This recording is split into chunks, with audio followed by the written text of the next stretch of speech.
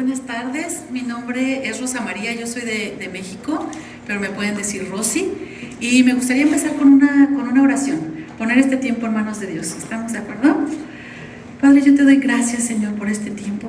Tu palabra dice que donde 2 o 3 se reúnen en tu nombre, tú estás ahí. Así que creemos que tú estás aquí con nosotros y tú tienes algo que hablar a nuestros corazones. Disponemos nuestro corazón para escucharte y para recibir lo que tú quieres hablar a nuestras vidas. En el nombre de Jesús. Amén. Antes de empezar la ponencia, la prédica, quiero platicarles un poquito de mí. Quiero que sepan quién es esta persona que les va a hablar el día de hoy.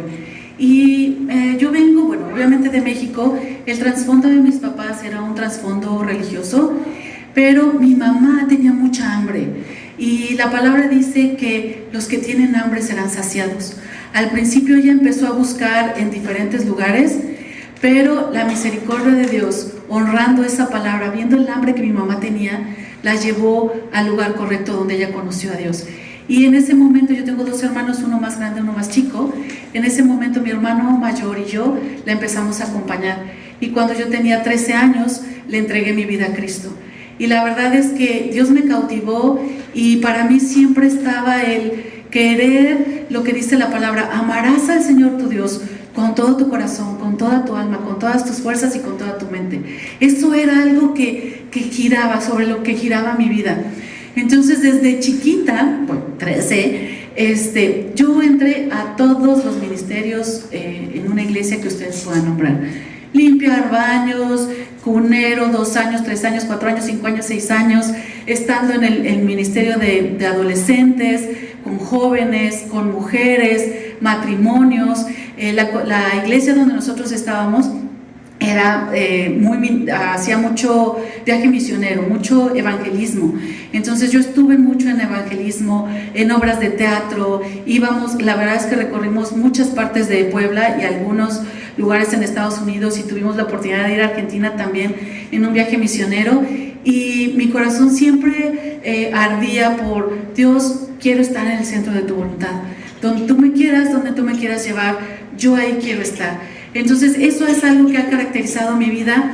Y en México en ese momento, y todavía, no hay un lugar donde tú puedas tomar consejería cristiana realmente, o algo relacionado así. Pero Dios ha dado dones, y algo que yo entendí mucho después es que Él me había dado un don para la consejería. Y aún a mis 13 años, después de que regresé de este verano donde yo le entregué mi vida a Cristo, empezó a suceder que mis compañeros se acercaban a pedirme consejo. Hoy me doy cuenta que eran cosas bien difíciles, estaban viviendo cosas muy difíciles, y les puedo decir que no me acuerdo qué les decía, pero yo tenía hoy luz. Y entonces poco que yo aprendía de la palabra de Dios, yo les hablaba. Y de ahí Dios, en los diferentes ministerios en los que yo fui participando, siempre la gente se acercaba a pedirme consejo. Gracias a Dios mi mamá sabía inglés. Entonces lo que yo hice es que empecé a obtener, a través de misioneros y todo, libros de terapeutas cristianos, de psicólogos cristianos, y yo veía la necesidad y decía: Dios, ¿cómo ayudo a esta persona? Y me ponía a estudiar, y cuando estaba con la persona: Espíritu Santo, pues te necesitan a ti. O sea, la palabra mata, pero el Espíritu vivifica. Así que no es lo que yo les diga, es lo que tú les vas a decir, ¿no? Y esa misma hambre fue la que me trajo a Prof en su momento, cuando supe que tenían el consejería aplicada. Entonces yo vine, tomé lo que le llaman ellos consejería pastoral. Después tuve que regresar a México, abrir unos grupos. Yo quería abrir una organización para seguir extendiendo y ayudando a las personas, pero se vino COVID, muchas cosas, y bueno, básicamente esta soy yo. Tengo una hija, y por eso hoy estoy de regreso, porque ella está casada aquí, y tengo 2 nietos y un tercer nieto que nace en agosto. Entonces vamos a empezar. En Cristo, le puse la libertad mi destino, y en Cristo nosotros tenemos una identidad como hijos de Dios. Él dijo que Él era el camino, la verdad y la vida, y que nadie viene al Padre si no es por Él. Y por eso escribí este versículo. Así que si el Hijo los hace libres, serán verdaderamente libres. Ahora, eso significa que estamos destinados a vivir en libertad.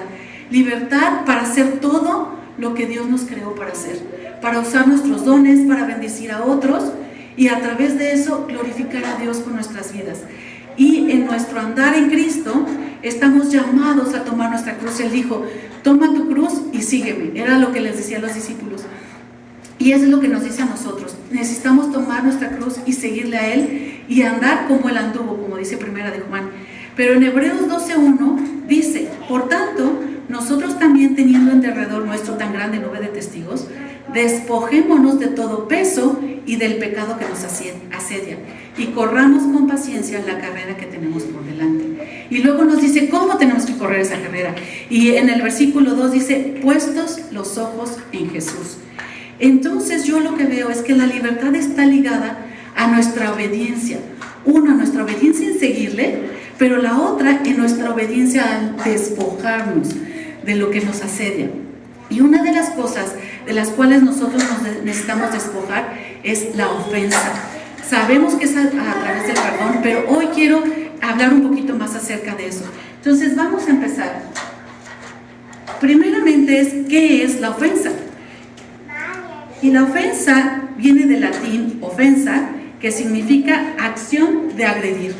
En la Real Academia Española dice humillar o herir el amor propio o la dignidad de alguien o ponerlo en evidencia con palabras o con hechos. El diccionario Oxford dice hacer que una persona se sienta despreciada o humillada mediante palabras o acciones. Básicamente la ofensa se resume en acciones y palabras, omisiones de acciones o silencio. Eso es lo que produce una ofensa. Ahora, ¿qué tipos de ofensas podemos encontrar? Hay muchas, solo voy a nombrar algunas. Humillación, insulto, injuria, daño, maltrato, delito, falta, blasfemia, pecado, abusos de todo tipo, deshonra, etc. Ahora, ninguno estamos exentos en ser ofendidos o en ofender. Y por eso es que Jesús en Lucas 17:1 le dice a sus discípulos, dijo Jesús a sus discípulos, imposible es que no vengan tropiezos. Y la palabra tropiezos en su lenguaje original es escandalizo. Y de ahí nosotros tomamos en español la palabra escándalo. Y era el nombre que se le daba a una parte de la trampa. Ay, Dios, algo dice. Ahí está. Era esta parte, como esa lengüita. Y esa parte es la que se llamaba escandalizo. Y ahí se ponía la carnada. Entonces, en sí la ofensa no es en sí mortal, no es en sí dañina. Solo tiene una carnada que viene en forma de palabras o de acciones. Y si nosotros nos apropiamos de eso, entonces activamos el mecanismo de la trampa y somos lastimados. Entonces, las heridas más profundas que se forman en nuestra vida vienen de nuestra niñez.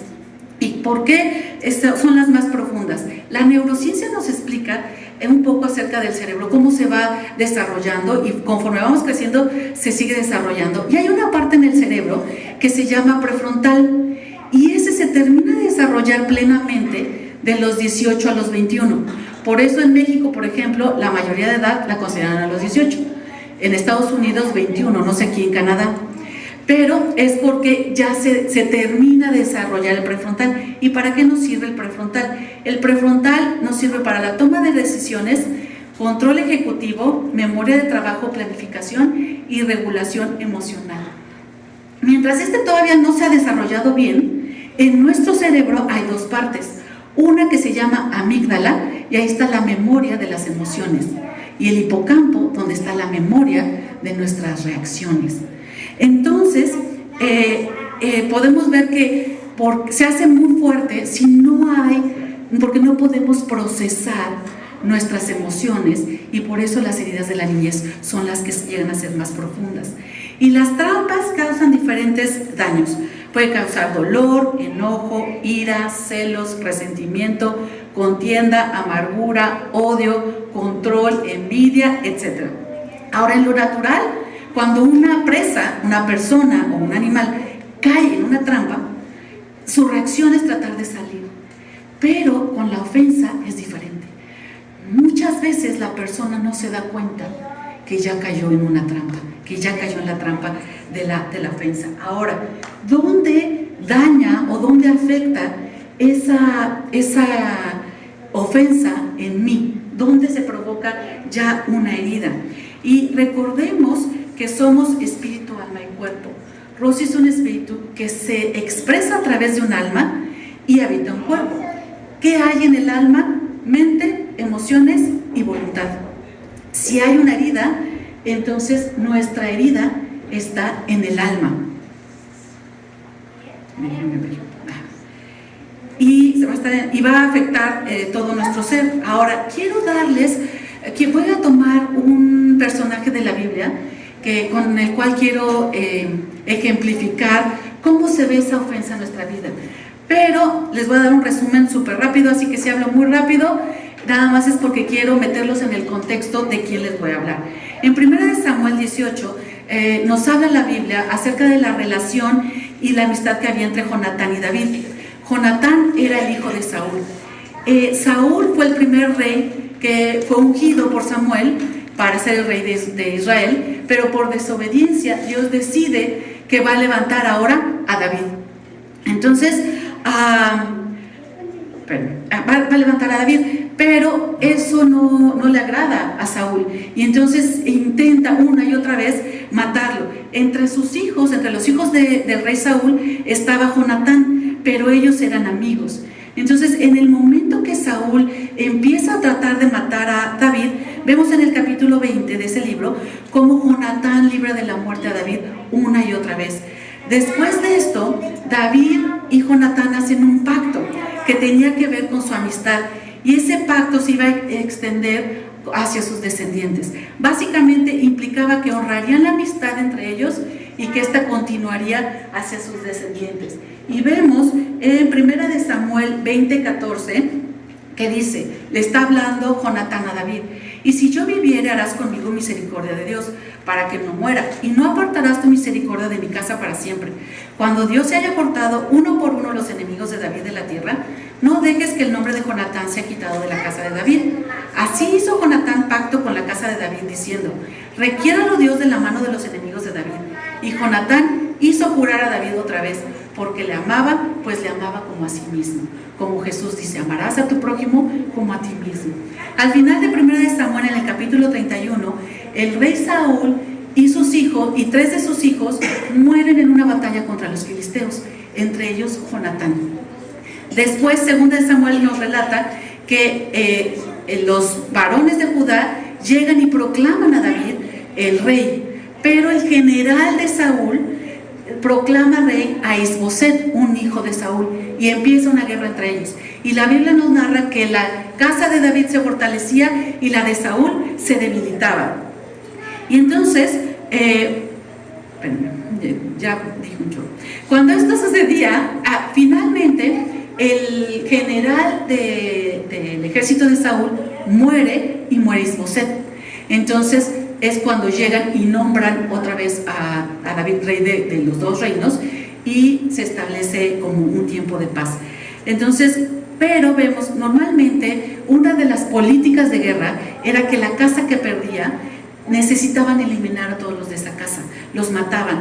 Pero vemos que David tenía presente el pacto que había hecho con Jonatán, y en 2 Samuel 9:1 dice: dijo David: ¿ha quedado alguno de la casa de Saúl a quien yo haga misericordia por amor de Jonatán? Entonces un siervo que se llamaba Siba le dijo que sí, que un hijo de Jonatán había sobrevivido. Y vemos en 2 Samuel 4:4 que dice: y Jonatán, nos va a decir quién es este hijo. Y Jonatán, hijo de Saúl, tenía un hijo lisiado de los pies. Tenía 5 años de edad cuando llegó de Jezreel la noticia de la muerte de Saúl y de Jonatán contra los filisteos. Y su nodriza le tomó y huyó. Y mientras iba huyendo apresuradamente, se le cayó el niño y quedó cojo. Su nombre era Mefiboset. Y aquí tenemos a Mefiboset, un poco más chico de 5 años. Entonces, ¿quién era realmente Mefiboset? Mefiboset era de la realeza, de la casa de Saúl. Y por lo tanto era nieto de Saúl, porque su papá era Jonatán. Tenía sangre real y era heredero al trono. Entonces, ya que habían muerto todos los de la casa de Saúl, era el único que podría haber sido considerado para ser levantado como rey en lugar de su papá Saúl. Ahora yo quiero darles algo que yo me imagino, un poco de Mefiboset. Mefiboset dice la palabra que tenía 5 años. Yo tengo una nieta que tiene 5 años y medio. Entonces puedo imaginarme a Mefiboset, un niño tranquilo, feliz, viviendo en la casa en la que le tocó nacer. Él no sabía de guerras, él no sabía de políticas de guerra, y de repente un día hay una conmoción. En palacio es un gritadero y un corredero por todos lados, y la nodriza en ese momento es la que lo toma, porque se entera que el abuelo y su padre acaban de morir, y entra en pánico, y lo que está tratando es de salvar al niño. Entonces en el apuro es cuando se le cae y queda lisiado, queda cojo. Yo alguna vez me rompí un huesito del pie que le llaman en México el quinto, y lo oí. Es impresionante cómo puedes oír el quebrar de un hueso que quizás está tan lejos, ¿no? Entonces, en un instante, Mefiboset pasa de ser un hijo a ser un huérfano, de ser un heredero a ser un prófugo, porque ahora su cabeza tenía precio.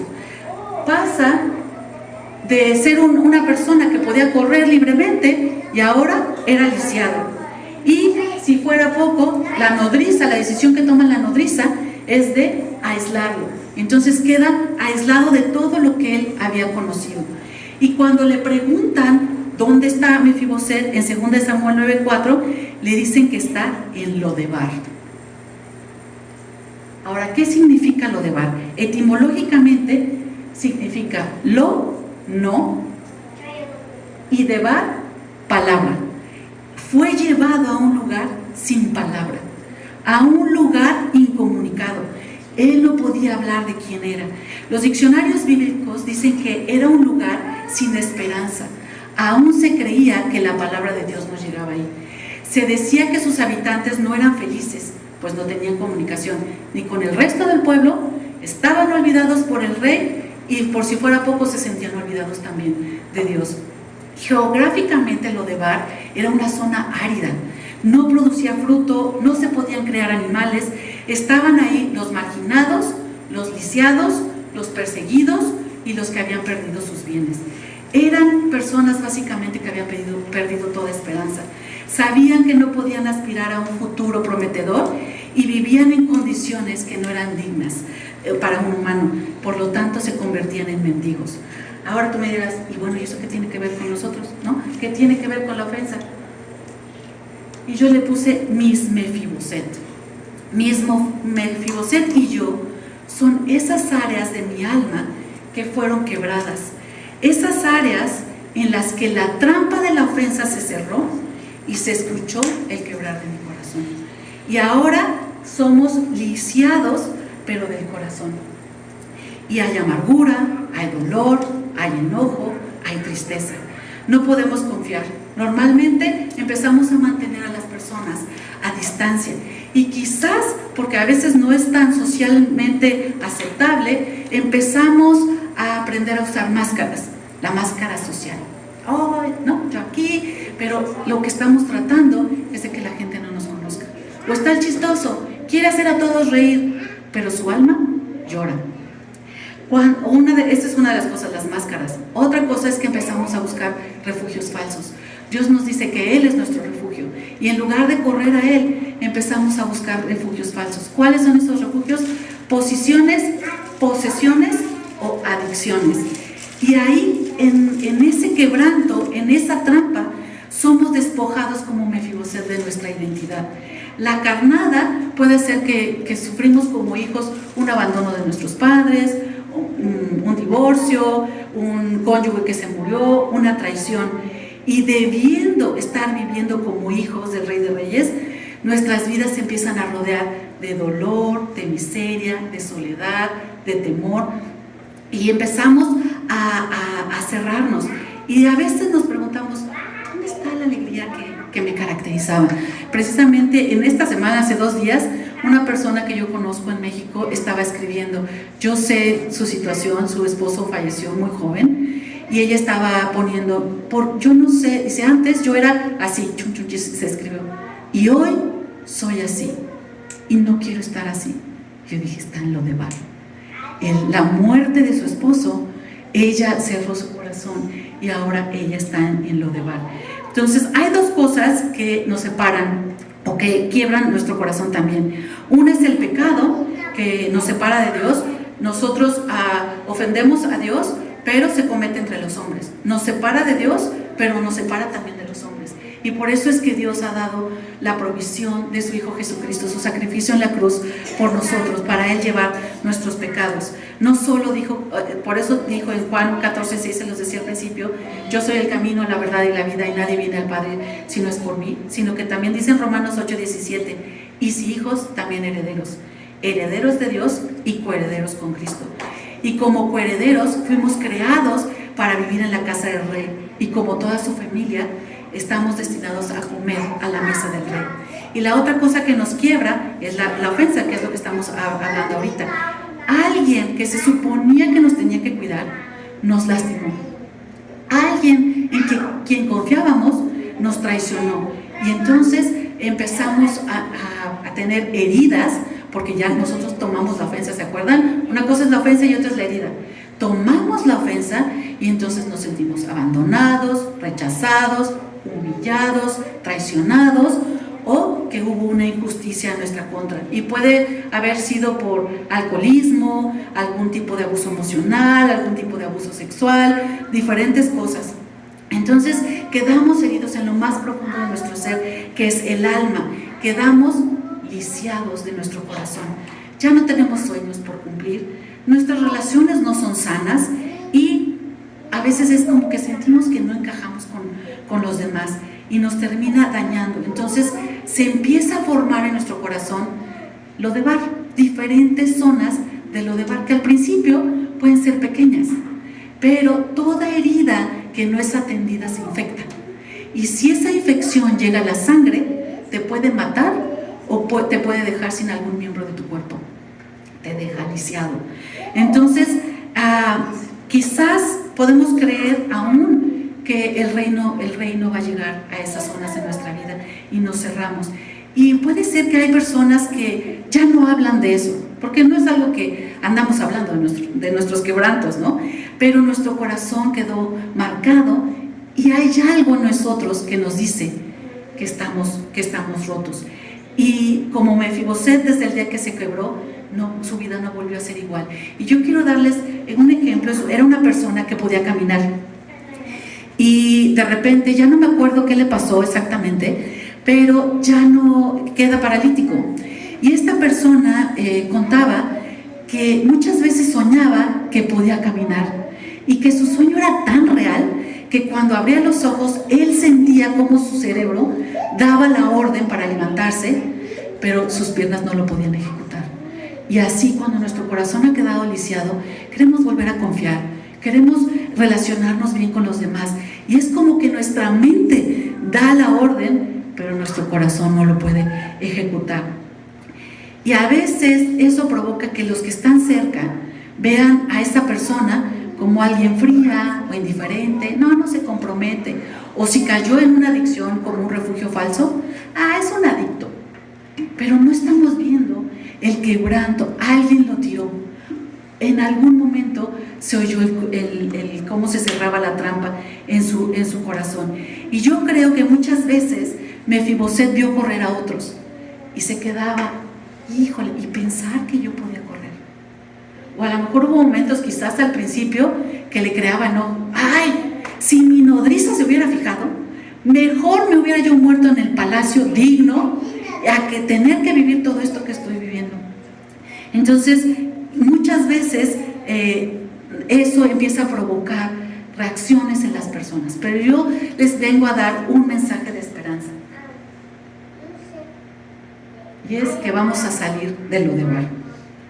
La palabra dice que cuando David se entera de Mefiboset, envía por él a Lodebar. Segunda de Samuel 9:5 dice: entonces envió el rey David y le trajo de la casa de Maquir, hijo de Amiel de Lodebar. Si se fijan, resalté esos verbos, porque así como la ofensa son palabras y acciones, la sanidad requiere de palabras y acciones. Entonces Samuel estaba actuando, iba a ir por él. Y ahora le tocaba decidir a Mefiboset. No era fácil. Mefiboset tenía que vencer sus miedos. Desde que oyó el carruaje, imagínense, ahora hablamos mucho del estrés postraumático. Él ya había vivido una conmoción cuando él tenía 5 años. Y lo que se quedó grabado en su hipocampo y en su amígdala no fue una buena reacción, y eran muchas emociones. Y de repente el carruaje real que llega a un lugar donde nunca llega, eso causó conmoción y debe haber creado muchísimos recuerdos en Mefiboset. Y ya había experimentado todo eso, y en ese momento tenía que decidir. Se iba a dejar guiar por lo que sabía que había pasado cuando murió su abuelo y su papá, ¿no? Y esas políticas de guerra, por lo cual la nodriza lo había tenido que sacar de ahí, o tenía que dejarse guiar por lo que sabía que Jonatán y su papá tenían en relación y en pacto. Entonces podemos ver que decidió controlar su miedo y lo enfrentó. Igual, yo digo que igual y solo movido porque ya no quería estar ahí. A lo mejor dijo: ay, sí, ya que me maten, yo ya no quiero vivir así. Pero finalmente Siba se acerca y vemos que Mefiboset toma una decisión. Segunda de Samuel 9:6 dice: y vino Mefiboset y se postró sobre su rostro e hizo reverencia. Una vez más, acciones. Él estaba tomando acciones para tener su sanidad. Y después de eso, Siba le da el recado del rey. Y en el versículo 11 le dice: Mefiboset, dijo el rey, comerá a mi mesa como uno de los hijos del rey. Palabras de sanidad. Y yo creo que esas palabras fueron las que produjeron una esperanza, un rayo de esperanza en Mefiboset al oír esas palabras. Y algo que a mí me llama la atención es cómo se rinde. Cuando él se estaba rindiendo, estaba reconociendo. Dijo: reconozco que el rey es mayor que yo. Reconozco que mi vida está en sus manos. Reconozco que no hay nada que yo tenga para ofrecer y que no hay nada que en mis fuerzas yo pueda hacer para salir de aquí. Y entonces vemos que Mefiboset es llevado al palacio. Y cuando llega en 2 Samuel 9, 6, 7, David lo recibe. Y dijo David: Mefiboset. Y él respondió: he aquí tu siervo. Y le dijo David: no tengas temor, porque yo a la verdad haré contigo misericordia por amor de Jonatán tu padre, y te devolveré, y puse entre paréntesis restauraré, que tiene su significado, todas las tierras de Saúl tu padre, y tú comerás siempre a mi mesa. Desde el primer día en que Mefiboset llegó al palacio, lo sentaron a la mesa del rey, porque David era un hombre de pacto. Esa noche la vida de Mefiboset cambió. Fue sentado a la mesa de misericordia, que no nos da lo que nos merecemos, y gozó de su gracia todos los días. Y cuando nosotros nos sentamos a la mesa del rey, vamos a encontrar aceptación y perdón de pecados. Él merecía morir de acuerdo a las leyes de guerra, y la misericordia del rey le perdonó la vida. Fue tratado como hijo, le dio herencia, esa es gracia. Él estaba dando algo que no se merecía, porque era el hijo del pacto y recibió ropaje real. Romanos 5:8 nos dice: mas Dios muestra su amor para con nosotros, en que siendo aún pecadores, Cristo murió por nosotros. Dios anhela que estemos sentados a su mesa, Y si lo que hay en nosotros es pecado, está la provisión de la sangre de Cristo. Y otra de las cosas que encontramos en la mesa es restauración. En hebreo, restaurar significa regresar a su estado original y mejor que antes. Y al estar comiendo a la mesa del Rey, lo que empieza a suceder es que Él empieza a sanar nuestro corazón.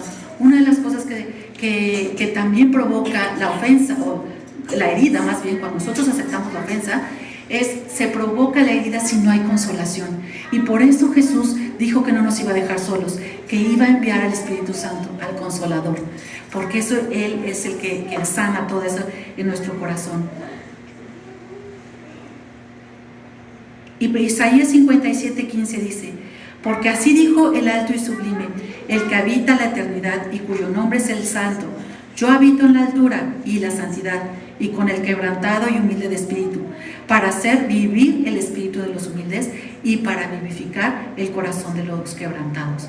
A veces creemos que necesitamos resolver nuestros quebrantos para entonces sí ser digno de sentarme a la mesa del Rey, porque tengo que llegar bien ahí. Y Mefiboset, vamos a ver que él tenía todavía que sanar algunas cosas, y una de esas era su mentalidad. En 2 Samuel 9:8 dice: y él, inclinándose, hablando de Mefiboset, dijo: ¿quién es tu siervo para que mires a un perro muerto como yo? Mefiboset traía la mentalidad de Lodebar. Todavía él no creía que algo bueno le pudiera suceder. En su mente no se podía ver como un hijo del pacto. Tenía patrones fijos de quién era y de lo que se merecía. Pensaba que su identidad estaba en Lodebar, pero David le estaba otorgando la identidad de hijo. Así como Mefiboset, nosotros como hijos del Rey encontramos también a su mesa un banquete todos los días. Y encontramos intimidad, donde somos nosotros sin máscara, donde soy amado, soy escuchado, y donde Él habla sus palabras de vida. Encontramos también gracia, donde su mantel de la gracia me recuerda que estoy aquí no porque me lo merezca, no porque haya algo que yo pueda hacer, sino porque Él me amó primero.